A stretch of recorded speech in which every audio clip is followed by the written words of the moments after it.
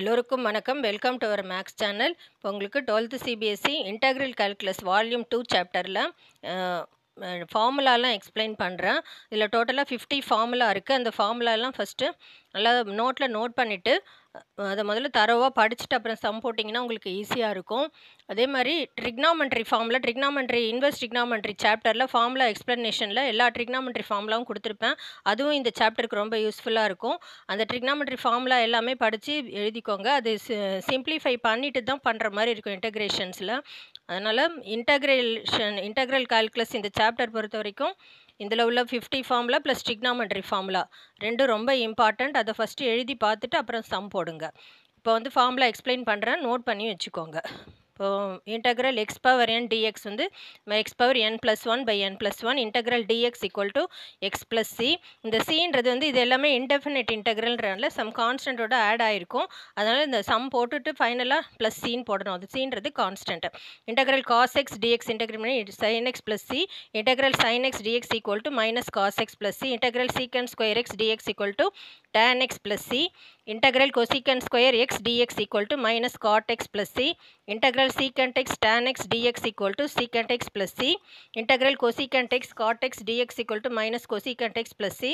Integral e power x dx equal to e power x plus c. Integral 1 by x dx equal to log modulus x plus c.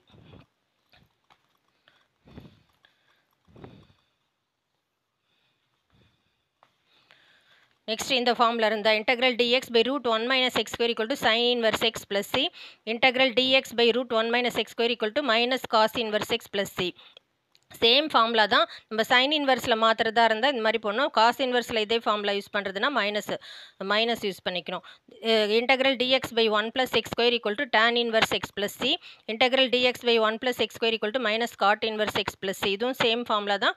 Tan இன்வெர்ஸ்னு cot inverse use பண்ணுறப்போ minus வரும். Integral dx by x root of x square minus 1 equal to secant inverse x plus C. Integral dx by x root of x square minus 1 equal to minus cosecant inverse x plus C. Integral tan x equal to log of secant x plus c. Integral cot x dx equal to log modulus sin x plus c. Integral secant x dx equal to log modulus secant x plus tan x plus c. Integral cosecant x dx equal to log modulus of cosecant x minus cot x plus c.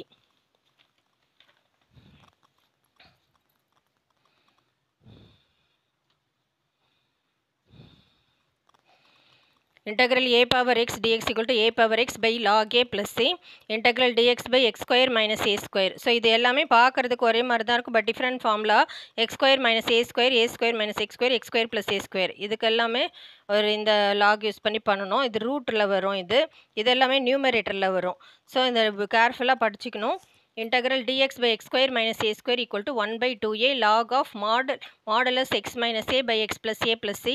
Integral dx by a square minus x square equal to 1 by 2a log modulus of a plus x by a minus x plus c. Integral dx by x square plus a square equal to 1 by a tan inverse x by a plus c. Integral dx by root of x square minus a square equal to log of modulus x plus root of x square minus a square plus c. Integral dx by root a square minus x square equal to sin inverse x by a plus c. Integral dx by root x square plus a square equal to log of modulus x plus root x square plus a square plus c. Integral x square root x square minus a square dx equal to x by 2 square root of x square minus a square minus a square by 2 log of modulus x plus root x square minus a square plus c. Integral square root of x square plus a square dx equal to x by 2 root x square plus a square by 2 log modulus of x plus root x square plus a square plus c. Integral root a square minus x square dx equal to x by 2 root a square minus x square plus a square by 2 sin inverse x by a.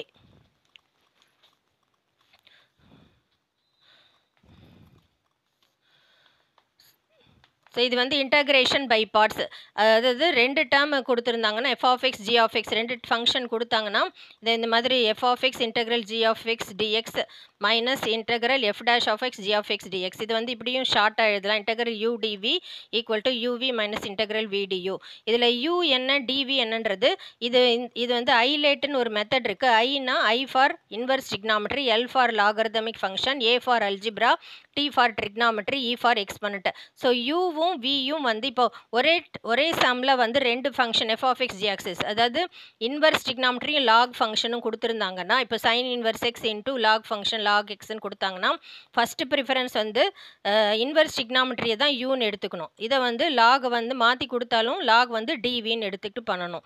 So இந்த order ஞாபகம் வச்சுக்கோங்க. ரெண்டு function இந்த இப்போ அல்ஜிப்ராவும் எக்ஸ்பரண்ட்டும் கொடுத்தாங்கன்னா அல்ஜிப்ராவை you எடுத்துக்கணும், எக்ஸ்பரண்ட்டாம integral டிவின்னு எடுத்துக்கிட்டு பண்ணணும். ஸோ அதுக்காக இந்த மெத்தட் இது. அப்புறம் integral e power x f of x plus f dash of x dx equal to இந்த மாதிரி ஒரு இ பவர் எக்ஸ் பக்கத்தில் ப்ராக்கெட்டில் ரெண்டு டேர்ம் கொடுத்தாங்கன்னு, இப்போ எஃப் ஆஃப் எக்ஸ் என்ன கொடுத்துருக்காங்களோ அதை டிஃபரன்ஷியேட் பண்ணால் இன்னொரு டேர்ம் இங்கே இருந்ததுன்னா டைரெக்டாக நம்ம இன்டெகிரேட் பண்ணாமே போட்டுடலாம். E power x f of x plus சின்னு சொல்லிட்டு. இப்போ எக்ஸாம்பிளுக்கு இ பவர் எக்ஸ் இங்கே சைன் எக்ஸை இன்டெகிரேட் பண்ணால் மைனஸ் காஸ் எக்ஸ். ஸோ இந்த சைன் எக்ஸ் மைனஸ் காஸ் எக்ஸ்ன்னு இருந்தால் எஃப் ஆஃப் எக்ஸ் தான் sine x. So e power x sine x plus C அப்படி போட்டுக்கலாம். So integration by partial fraction. So ஒரே சம்மில் இன்டகிரேஷனில் இப்போ ரெண்டு டேர்ம்லாம் இருந்ததுன்னா இந்த மாதிரி நம்ம மிடில் டேர்ம் ஃபேக்டரைசேஷன்லாம் பண்ணுறப்போ ரெண்டு டேர்ம் வரும் இல்லையா, அந்த மாதிரி ரெண்டு டேர்ம் இருந்தால் ஒரே டைமில் இன்டகிரேட் பண்ண முடியாது.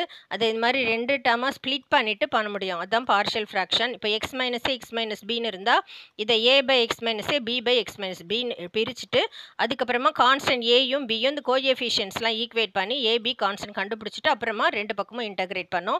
இன்டகிரேஷன் ஃபார்முலாலாம் ஆல்ரெடி நம்ம கொடுத்ததே யூஸ் பண்ணிக்கலாம். பட் ஸ்ப்ளிட் பண்ணுறது பார்ஷியல் ஃப்ராக்ஷனுக்கு இந்த மாதிரி ஸ்ப்ளிட் பண்ணணும். P x plus q by x minus a ஸ்கொயர்னா a by x minus a plus b by x minus a square. px square plus qx plus r. இதில் வந்து 3 டேர்ம்ஸ் இருந்தால் இது மாதிரி 3 டேர்ம்ஸ் ஸ்ப்ளிட் பண்ணிக்கணும். A by x minus a, b by x minus c, c by x minus C.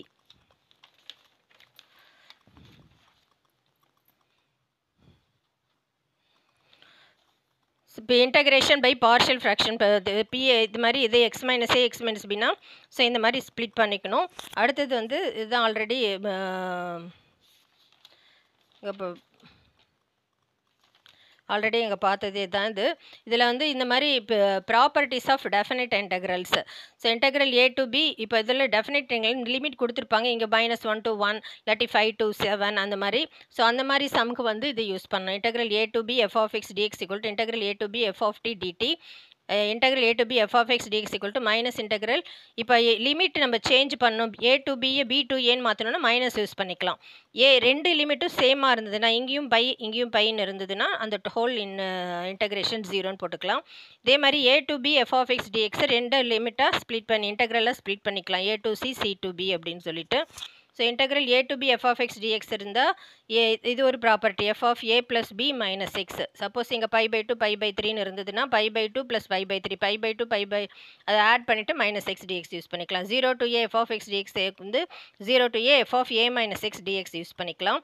Integral 0 to 2a f of x dx equal to integral 0 to a f of x d x plus integral 0 to a f of 2a minus x டிஎக்ஸ்ன்னு. So integral 0 to 2a f of x d x இதில் வந்து இப்போ even ஃபங்க்ஷனாக இருந்தால் நம்ம ஃபங்க்ஷனில் 2a minus x substitute பண்ணிவிட்டு 2aங்கிறது இந்த இன்டெக்ரலில் கொடுத்துருக்காங்க அந்த லிமிட் வேல்யூ.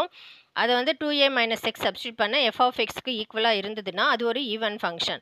ஸோ அந்த மாதிரி இருக்கிறதுல இந்த 2 ஃப்ரண்ட்டில் போட்டுக்கலாம். 2 into integral 0 to a f of x d x. இதே ஆட் ஃபங்க்ஷன் எப்படி இருக்கும்னா இப்போ f of 2a minus x substitute பண்ணால் minus f of x minus sign வெளியே வந்துடும் இப்படி இருக்கும். ஸோ அந்த மாதிரி சமக்கு integral 0 to 2a f of x dx equal to 0. The whole integration value வந்து 0ன்னு ஆகிடும்.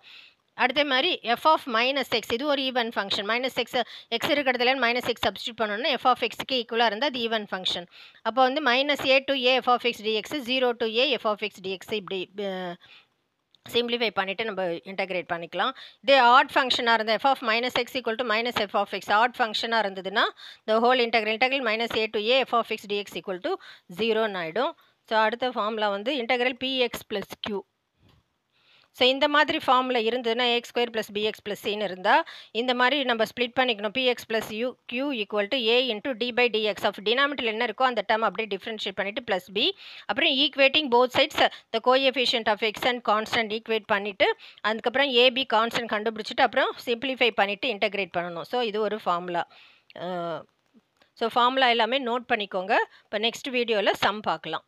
தேங்க்யூ.